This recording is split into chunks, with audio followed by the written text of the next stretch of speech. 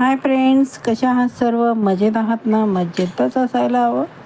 चला तर आज आपण उन्हाळा स्पेशल पान सरबत ही रेसिपी पाहणार आहोत. करायला एकदम सोपे. उन्हाळ्यामध्ये कसं होतं, जेवण कमी जातं, मग पाणी पाणी पिलं जातं.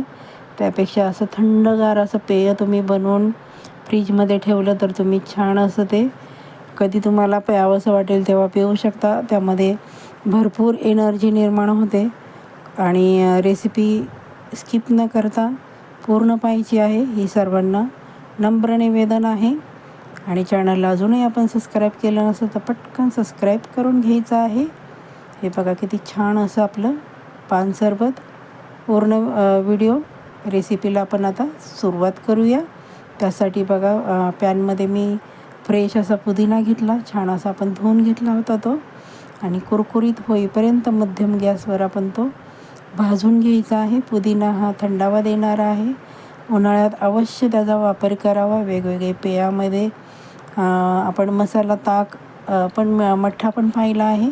त्यामध्ये पण आपण अशा प्रकारे मसाला छान असा आपण भाजून घेतला होता बघा. त्यानंतर आपण ते पुदिना काढून घेतला. 1 छोटी वाटी जिरे घेतले आहे. 1 छोटी वाटी आपण धणे घेतले आहेत बघा.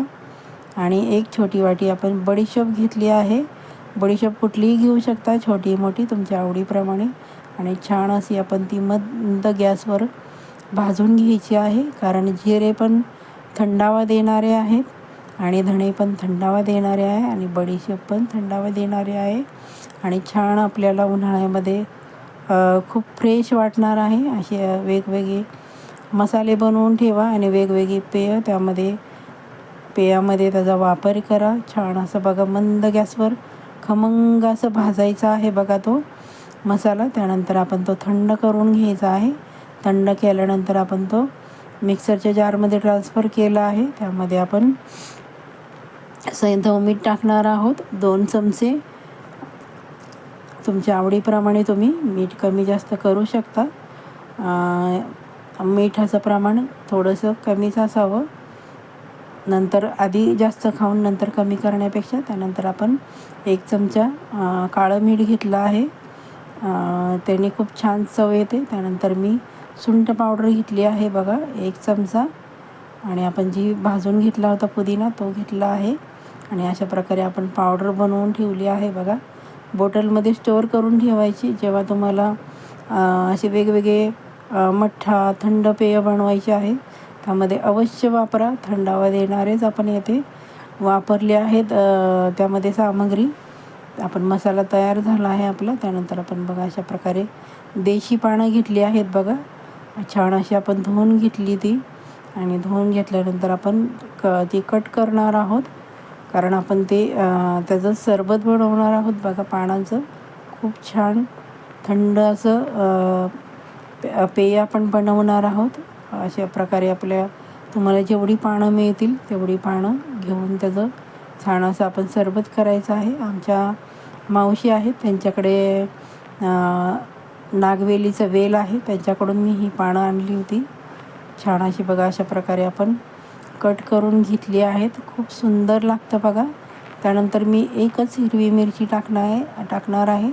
ऑप्शनल आहे, तुमच्या आवडीप्रमाणे तुम्ही नाही वापरली तरी चालेल, पण छान अशी चव येते त्याने. त्यानंतर आपण जिरे टाकले आहेत बघा. जिरे आपण मसाल्यामध्ये पण वापरले आहेत, पण आपण थोड्या प्रमाणात येते जिऱ्याचा समावेश केला आहे. त्यानंतर आपण अर्धी वाटी दही घेतला आहे. दही तुमच्या आवडीप्रमाणे तुम्ही घ्यायचं आहे. आंबट असेल, कमी आंबट असेल, पण माझं हे फ्रेश दही आहे. त्यानंतर आपण जो मसाला बनवून घेतला होता, जिरे धणे आणि बडीशेप सुंठ वगैरे घालून, तो 1 चमचा घालून घेतला आहे. खूप छान चव लागते बघा मैत्रिणींनो. अवश्य अशा प्रकारे उन्हाळ्यामध्ये तुम्ही वेगवेगळी पेय बनवून ठेवू शकता. त्यानंतर मी काळं मीठ घातलं आहे, अर्धा चमचा. ते आपल्या मसाल्यामध्ये पण आहे, पण थोडीशी चव येण्यासाठी. आणि थोडंसं आपलं जे रेग्युलर मीठ आहे ते घातलं आहे बघा. आणि आपण पुदिना घालत आहोत फ्रेश, कारण पुदिना पण थंडावा देणारा आहे. आणि फ्रेश असं कोथिंबीर घालणार आहोत आपण. छान अशी धुवून घेतली होती ती, आणि आपण ती अशा प्रकारे ती घालून घेणार आहोत. आणि मिक्सरमध्ये थोडंसं पाणी घालून बघा असं मिश्रण तयार करायचं आहे. हे बघा, पातळ तुम्हाला जसं हवं आहे त्या प्रमाणात तुम्ही बनवू शकता. येथे तुम्ही खडी साखरेचा वापर करू शकता किंवा साखरेचा, पण मी दोन्ही पण वापरलं नाही. असंच सरबत पिणार आहे, असंच बनवणार आहे.